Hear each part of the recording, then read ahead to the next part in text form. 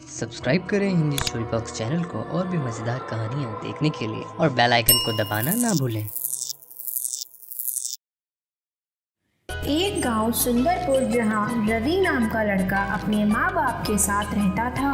रवि बहुत ही मेहनती लड़का था, जिसकी वजह से वह गांव में सबसे अमीर था, लेकिन वो शादी से हमेशा बचा करता था। एक दिन पंडित जी रवि के घर आते हैं।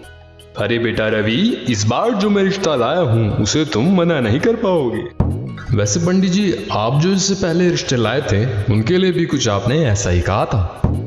अरे रवि बेटा, लेकिन इस बार जो मैं रिश्ते लाया हूँ वो 100% खरा है। अगर मैं झूठ बोलूँ तो मुझे दक्षिणा में 1 रुपया भी मत देना। अब रवि की माँ रवि से कहती है, ये क्या है रवि बेटा, तुम हर रिश्ते को मना कर देते हो। क्या तुम हमारी एक इच्छा नहीं पूरी कर सकते? जाओ, मैं तुमसे बात नहीं करती। अरे माँ, मैंने कब मना किया है? ठीक है, जैसा तुम कहती हो इस बार वैसा ही होगा। सच? मतलब तुम इस रिश्ते के लिए राजी हो? हाँ माँ, अब तुम जैसा सही समझो अब वैसा ही होगा। अब पंडित जी कहते हैं, ठीक है, तो मैं लड़की वालों से बात कर लेता हूँ, ठीक है ना? पंडित जी वहाँ से चले जाते हैं। अब लाला वहाँ आ जाता है। लाला गांव का दूसरा सबसे अमीर इंसान है। वो अपनी बेटी की शादी रवि से करवाना चाहता है, जिससे कि रवि की दौलत भी उसकी हो जाए। अब लाला रवि से कहते हैं, अरे बेटा रवि, पंडित जी यहाँ क्यों आए थे? लाला जी, वो यहाँ एक रिश्ता लेके आए थे। अरे पर तुम तो मेरी बेटी से ही शादी करोगे ना। अरे ये आप क्या कह रहे हैं? मैं आपकी बेटी से शादी क्यों करूंगा? अरे क्योंकि तुम दोनों एक साथ बड़े हुए हो, एक दूसरे को अच्छे से जानते हो। रवि लाला को मना कर देता है कि वो उसकी लड़की के साथ शादी नहीं करेगा, जिस वजह से लाला वहाँ से गुस्सा होकर चला जाता है। अब रवि के माँ बाप रवि का रिश्ता ममता नाम की लड़की से तय कर देते हैं। ममता बहुत ही सुंदर और संस्कारी लड़की है। अब रवि और ममता की शादी हो जाती है और उनका एक बेटा भी है, जिसका नाम सूरज है। सूरज अपनी माँ से सबसे ज्यादा प्यार करता है। वो अपनी माँ के बिना खाना भी नहीं खाता है। एक दिन ममता के गांव से खबर आती है कि उसके पिता की तबीयत बहुत ही खराब है और वो आखिरी बार ममता से मिलना चाहते हैं। अब ममता सूरज से कहती है, बेटा मैं जल्दी आ जाऊंगी, तब तक तुम दादा दादी के साथ रहना और हाँ, तुम खाना जरूर खा लेना, ठीक है? अब ममता अपने पति रवि के साथ गाड़ी में अपने गांव के लिए निकल जाती है। अब लाला को ये बात पता चल चुकी थी, इसलिए अब उसके पास मौका था कि वो रवि से बदला ले सके। इसलिए लाला ने मौका मिलते ही रवि की गाड़ी के ब्रेक फेल करा दिए थे। रवि गाड़ी चला रहा होता है कि तभी रवि को पता चलता है कि गाड़ी के तो ब्रेक फेल हो चुके हैं। क्या? अरे ममता, मुझे लगता है गाड़ी के ब्रेक फेल हो चुके हैं। ये आप क्या कह रहे हैं? हाँ ममता, मैं सच कह रहा हूँ। भगवान, अब क्या होगा? मेरा बेटा तो अकेला है, मुझे अपने बेटे के पास जाना है। अब रवि और ममता की गाड़ी का एक्सीडेंट हो जाता है, जिसमें रवि तो बच जाता है, लेकिन ममता मर चुकी है। अब रवि और उसके परिवार को ये पता चल जाता है कि अब ममता इस दुनिया में नहीं है। सूरज ये खबर सुनकर बहुत ही दुखी होता है और खाना पीना छोड़ देता है। अब सूरज की दादी सूरज से कहती है, बेटा सूरज, तुम तो अपनी माँ के बहादुर बच्चे हो ना, तो दुखी क्यों होते हो? चलो खाना खा लो। सूरज दादी के इतना कहने पर भी खाना नहीं खाता। अब लाला मन ही मन सोचता है कि ये बहुत ही अच्छा मौका है, वो अपनी बेटी की शादी रवि से करवा सकता है। लाला रवि के माँ बाप से रिश्ते की बात करता है। मेरी बात ध्यान से सुनिए, मैं अब भी अपनी बेटी की शादी रवि से करवाने के लिए तैयार हूँ, क्योंकि मुझसे रवि और सूरज का दुख और उनके हालात देखे नहीं जाते। और सूरज तो बहुत ही छोटा है, उसे माँ की जरूरत है, इसलिए मेरी बात मानिए, रवि और मेरी बेटी की शादी करवा दीजिए। अब रवि के माँ बाप लाला की बात मान लेते हैं। वो रवि से भी बात कर लेते हैं कि उसे सूरज के लिए शादी करनी पड़ेगी। अब रवि और लाला की बेटी, जिसका नाम रूपा था, उन दोनों की शादी हो जाती है। रूपा रवि से तो बहुत प्यार करती थी, लेकिन सूरज से बिल्कुल भी नहीं। क्योंकि रूपा को बच्चे बिल्कुल नहीं पसंद थे। वो ना तो सूरज को खाना समय पे देती और ना ही उससे कभी बात करती। एक दिन लाला घर पर आता है और रूपा से कहता है, अरे रूपा, तू तो अपने बाप को भूल ही चुकी है। भूल मत, मैंने तेरी शादी वादे के मुताबिक रवि से करवा दी है। अब तुझे इस बच्चे को यानी सूरज को हमारे रास्ते से हटाना होगा, जिससे कि हम रवि की सारी दौलत पर कब्जा कर सकें। समझ गई ना? रूपा लाला के कहने पर सूरज के दूध में जहर डाल देती है। अब वो जहर वाला दूध सूरज को देती है और कहती है, बेटा सूरज, लो दूध पी लो। मैंने अपने हाथों से हल्दी बादाम वाला दूध तुम्हारे लिए बनाया है। अब सूरज दूध पी लेता है और थोड़ी देर में उसके मुंह से झाग निकलता है और वो तड़पकर माँ माँ पुकारता है, जिसे सुनकर ममता, जो कि अब चुड़ैल बन चुकी है, वहाँ आ जाती है और अपने बेटे की हालत देखकर वो कहती है, सूरज बेटा ये क्या हुआ? सूरज बेटा ये क्या हुआ? तुम्हारी ये हालत किसने की? अब चुड़ैल सूरज को अपनी शक्तियों से ठीक कर देती है। अब सूरज जब चुड़ैल की ओर देखता है तो घबरा जाता है। डरो नहीं सूरज, ये मैं हूँ, तुम्हारी माँ। माँ, क्या ये सच में तुम हो? तुम्हें क्या हो गया है माँ? बेटा, मैं मर गई हूँ और अब चुड़ैल बन चुकी हूँ। तुम मेरे पास रह सकती हो? मुझे तुम्हारे बिना बिल्कुल अच्छा नहीं लगता। हाँ बेटा, अब से मैं तुम्हारे साथ ही रहूंगी। अब चुड़ैल को ये पता चल जाता है कि दूध में जहर रूपा ने डाला था।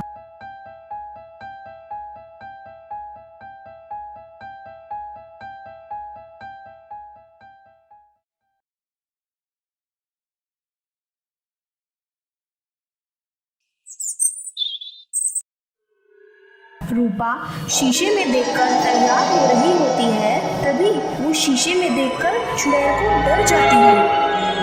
अरे ये कौन है? तुम कौन हो और यहाँ क्यों आई हो? मैं ममता हूँ। क्या ममता, तुम तो मर चुकी थी? हाँ, मर चुकी थी, लेकिन मुझे वापस आना पड़ा, क्योंकि जब तक तुम और तुम्हारा बाप जिंदा है तब तक मेरे पति और मेरे बच्चे को खतरा है। क्योंकि तुमने मेरी जान तो ली ही थी, पर एक बच्चे को उसकी माँ से भी दूर कर दिया था। अब जब तक तुम दोनों बाप बेटी नहीं मर जाते तब तक मैं अपने परिवार के साथ ही रहूंगी। अब ये बात रूपा लाला को जाके बता देती है कि ममता वापस आ चुकी है और चुड़ैल बन चुकी है और अब वो उन दोनों को मार डालेगी। अब लाला और रूपा पहाड़ी वाले बाबा के पास पहुंचते हैं।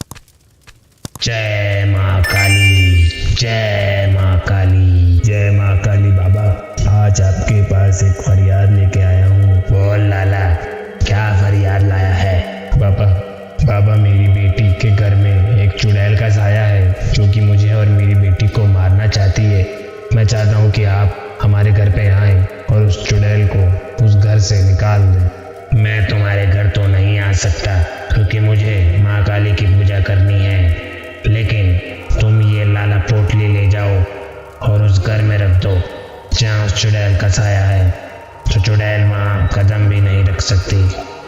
अब लाला और रूपा बाबा की दी हुई पोटली घर में रख देते हैं। रात के समय चुड़ैल जैसे ही घर में प्रवेश कर रही होती है, उसे पता चल जाता है कि घर किसी दैवी शक्ति के कवच से घिरा हुआ है। अब मैं अपने बच्चे से कैसे मिलूंगी? मुझे कुछ करना होगा। चुड़ैल अपने बच्चे को आवाज लगाती है, सूरज, सूरज, बेटा बाहर आओ, मैं तुम्हारी माँ तुम्हें बुला रही हूँ। अब सूरज चुड़ैल की आवाज सुनकर बाहर आ जाता है। माँ, ये तुम हो? तुम घर के अंदर क्यों नहीं आ रही हो? बेटा, किसी ने कोई ऐसी चीज घर में रख दी है जिसकी वजह से मैं घर में नहीं आ सकती। मुझे बताओ माँ, वो चीज क्या है? मैं उसे अभी घर से बाहर फेंक दूंगा। अब चुड़ैल अपनी दिव्य दृष्टि से उस पोटली की जगह का पता कर लेती है और सूरज को बता देती है। सूरज उस पोटली को घर के बाहर फेंक देता है। अब चुड़ैल घर के अंदर आ जाती है। देखा माँ, मैंने उस पोटली को कैसे बाहर फेंक दिया। अब तुम मेरे साथ रहोगी, है ना माँ? हाँ बेटा, मैं अब तुम्हारे साथ ही रहूंगी। अब लाला अपने घर पर बैठा हुआ होता है। 10, 20, 30, 40, 50। चलो भाया, आज तो अच्छी कमाई हुई। अब उसके सामने जो दीवार होती है उसमें से चुड़ैल उसके सामने आ जाती है। हे भगवान, बचाओ। अरे तू घर के अंदर कैसे आ गई? क्यों लाला, डर गया? तुमने ही वो लाल पोटली घर में रखी थी ना, जिससे मैं घर में ना जा सकूं? नहीं, मैंने नहीं, रूपा ने मुझसे आकर कहा था, तो मैंने बाबा से कहकर वो पोटली रखवाई थी। मेरी इसमें कोई गलती नहीं है। झूठ बोलने में तो तू सबका बाप है, पर जो भी है, इस अमावस्या तू और तेरी बेटी जिंदा नहीं बचोगे। अब लाला पहाड़ी वाले बाबा के पास जाता है और उन्हें सब कुछ बता देता है, और अब बाबा लाला के साथ घर पर आ जाते हैं। ऐ चुड़ैल, जल्दी प्रकट हो, प्रकट हो, प्रकट हो। अब चुड़ैल बाबा के सामने आ जाती है। अच्छा, तो तू है, तूने इन बड़े लोगों को परेशान कर रखा है। चली जा यहाँ से, वरना तुझे अभी भस्म कर दूंगा। मैं अपने बच्चे को छोड़कर नहीं जाऊंगी, तुम्हें जो करना है वो कर लो। अब बाबा अपनी शक्तियों से चुड़ैल को अपने वश में कर लेता है। बाबा मुझे छोड़ दो, मेरे बच्चे की जान खतरे में है, छोड़ दो मुझे। अच्छा, अब डर के मारे तू ये क्या बोल रही है? चुपचाप यहाँ से चली जा, आखिरी बार बोल रहा हूँ। अब चुड़ैल बाबा को सब बता देती है कि कैसे लाला ने उसकी जान ली, और अब वो उसके बच्चे की जान भी लेना चाहता है। बाबा, ऐसा कुछ भी नहीं है, ये चुड़ैल झूठ बोल रही है। इसको मार डालो, मार डालो। झूठ वो नहीं, तू बोल रहा है लाला। मुझे पहले से ही इस बात का पता था। मैंने अपनी दिव्य शक्तियों से सब कुछ देख लिया था कि कैसे तूने उसको मारा और उसके बच्चे को अनाथ कर दिया। बस मैं यहाँ यही देखने के लिए आया था। बाबा मुझे माफ कर दो, मुझे बचा लो, वरना ये चुड़ैल मुझे मार डालेगी। अब बाबा चुड़ैल से ये वचन लेते हैं कि जब तक लाला तुम्हारे बच्चे को कोई नुकसान न पहुंचाने की सोचे, तब तक वो लाला को नहीं मारेगी। वो राजी हो जाती है और वहाँ से चली जाती है।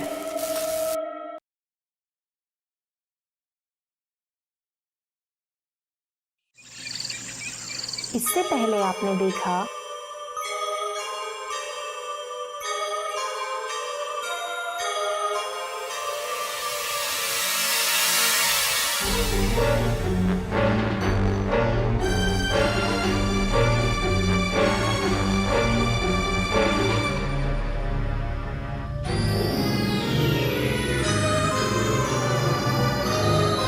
अब चुड़ैल माँ सूरज के साथ खुशी खुशी रह रही होती है।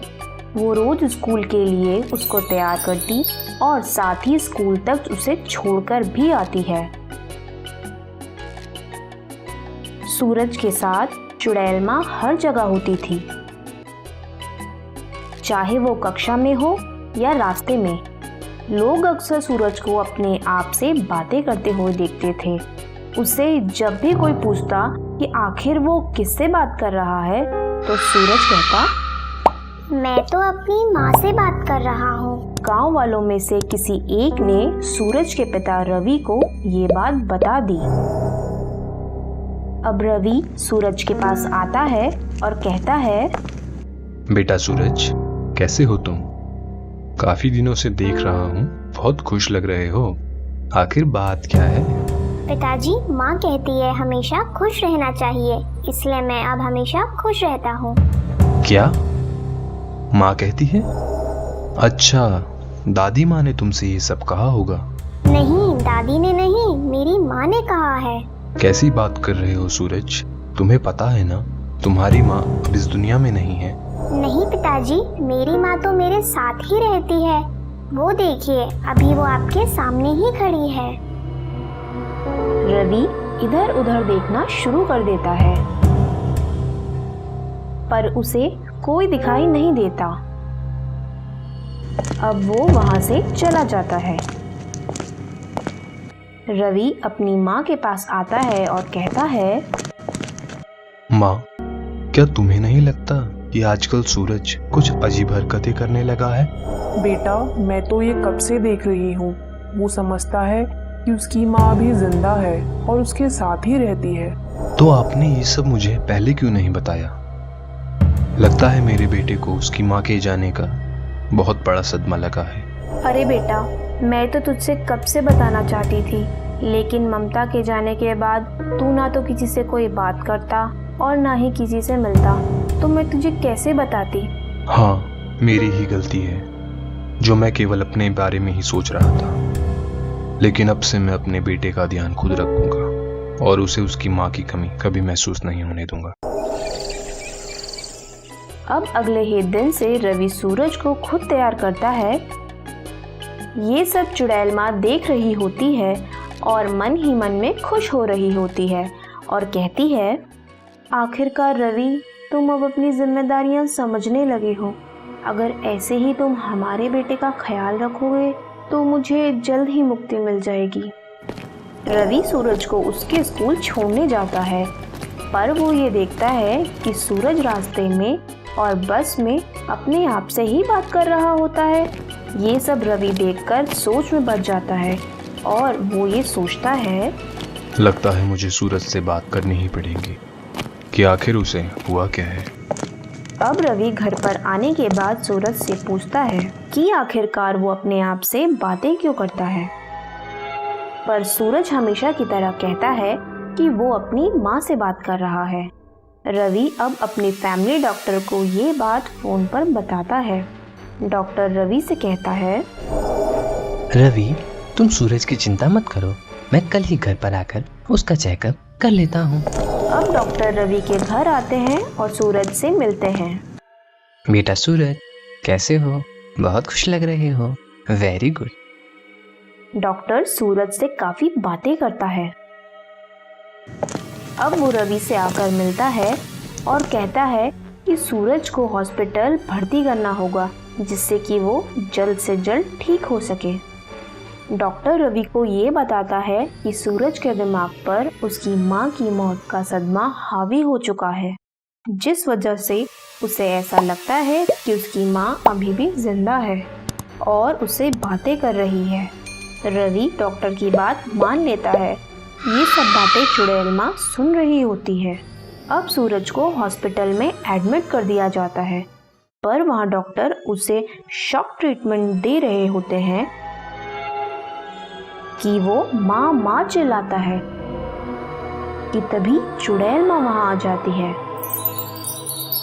सभी डॉक्टर और नर्स को हवा में उठाकर फेंक देती है। अब डॉक्टर रवि को फोन करके ये बात बता देता है और कहता है कि आप अपने बच्चे को यहाँ से ले जाइए। रवि अब सूरज को घर वापस ले आता है। अब रवि की माँ रवि से कहती है, बेटा रवि, मुझे लगता है सूरज पर किसी चुड़ैल का साया है, तभी डॉक्टरों ने भी इसे वापस यहाँ भेज दिया। मेरी बात मान, अब मैं किसी तांत्रिक बाबा को बुलाकर इस घर की शुद्धि करवाऊंगी। रवि अपनी माँ की बात मान लेता है। अगले ही दिन रवि की माँ तांत्रिक को अपने घर बुलाती है। तांत्रिक जैसे ही घर में प्रवेश करता है, उसे एहसास हो जाता है कि यहाँ जरूर किसी चुड़ैल का साया है। मुझे पता चल चुका है, यहाँ किसी चुड़ैल का साया है। जितने भी लोग अभी घर में हैं, वो सब घर के बाहर चले जाओ। जैसे ही सब लोग घर से बाहर जाते हैं, तांत्रिक और उसका चेला आपस में बात करते हैं। अरे गुरु, फटाफट मंत्र वाली किताब निकालो और पढ़ना चालू करो, जिससे कि घर वालों को हम पे कोई शक ना हो। हर बार तो मुझे ऐसी ही किसी जगह फंसा देता है। अगर इस बार कोई गड़बड़ हुई ना, तो मैं तो यहाँ से 9-2-11 हो जाऊंगा। अरे बाबा जी, ज्यादा मत बोलिए, नहीं तो आपके पैसे आधे काट लिए जाएंगे। अरे अरे अरे लालची इंसान, तुझे वहां कोई साया दिख रहा है? हाँ हाँ, दिख तो रहा है। अरे मुझे लगता है हमें यहाँ से निकल जाना चाहिए, कहीं लेने की देरी ना पड़ जाए। चल चल जल्दी निकल यहाँ से। पर अगर हमें 3 लोगों का पेट पालना है तो हमें यहाँ पर रुकना पड़ेगा। 3 लोग? अबे 3 लोग कौन है? आई, मी और माई सेल्फ। बेशरम, अरे मैंने तुझे थप्पड़ मारा, पर मुझे किसने थप्पड़ मारा, वो भी इतनी जोर से? हाय। हाँ गुरु, थप्पड़ की आवाज तो डबल आई है, पर ये थप्पड़ मारा किसने है? ओम भूर्भुवः स्वः, ओम भूर्भुवः स्वः, ओम भूर्भुवः स्वः, ओम भूर्भुवः स्वः, ओम भूर्भुवः स्वः, ओम भूर्भुवः स्वः, अरे ये तो मंत्र भी नहीं पढ़ने दे रहा। अबे यहाँ से निकलते हैं, जल्दी चल। अरे गुरु, लगता है यहाँ से निकलना ही पड़ेगा, लेकिन हम बाहर जाके नाटक करेंगे कि हमने भूत को पकड़ लिया है, ठीक है? पकड़ लिया, हमने चुड़ैल को पकड़ लिया। इस लोटे में हमने चुड़ैल को पकड़ लिया। पर आपको देख के तो लगता है कि चुड़ैल ने आपको बहुत धोया है। नहीं, वो हर बार हम भूतों के साथ कुश्ती करते हैं ना, तो इस वजह से ऐसा लग रहा है। और आप दोनों के कपड़े कहाँ हैं? जब हम कोई भूत पकड़ते हैं ना, तो अपने वस्त्र निकाल देते हैं, जिससे कि भूत शर्मिंदा हो जाए और हमारे कब्जे में आ जाए। और ये बाबा जी को क्या हुआ है? ये बेहोश क्यों है? ये बेहोश नहीं है, ये निद्रा आसन में है। लीजिए बाबा, 20,000 देने वाली थी मैं, आप 30,000 लीजिए। अच्छा, आपका बहुत बहुत धन्यवाद। और आगे से कोई भूत पकड़ना हो तो हमें ही बुलाइएगा। रवि के घर वाले ये सोचते हैं कि चुड़ैल का साया अब उनके घर से जा चुका है।